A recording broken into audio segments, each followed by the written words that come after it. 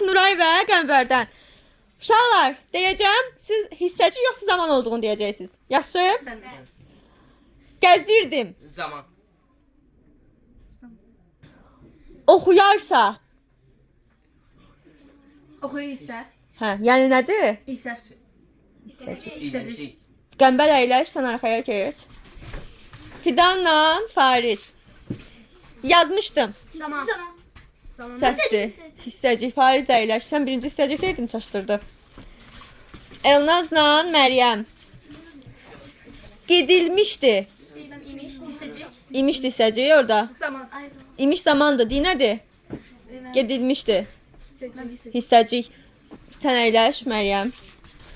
Nərmin Aynur. Oxuyarsa. Oxuyar isə. Yəni Zaman. hissəcik. Sadəcə zaman var Aynur. Şərt ola bilər o. Nəzrinlə Nüsrət. Qoparmışam. Zaman. Zaman afərin. Biraz tez olsaydı. Sündüzlə Aysu. Yazsa. Sasa istədik. Zaman. Zaman. Ahsərləş. Nurayla Nuray. İki Nuray qarşı qarşıya. Baxılmışdı. Mış nədir, dı nədir?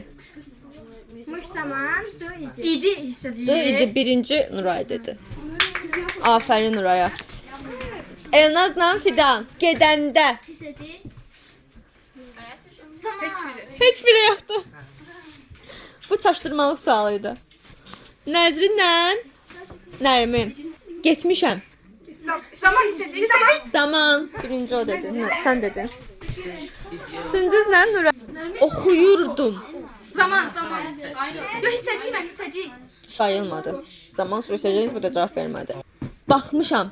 Zaman. Zaman. Afərin Sündüz. Sevərdi. İstədik. Hissəcik. Nərmin afərin. Sündüzlə Nərmin. Baxaq görək kim qalib gələcək. Oxuyacaqmış. Zaman. İstədik. Daha gecdir də. İndi başqa sual verirəm. Dayanın. Hocam. Dalaşmışam. Zaman. Zaman. Birinci Sündüz dedi. Yavaşça alqışlayaq Sündüzü. Yavaşça.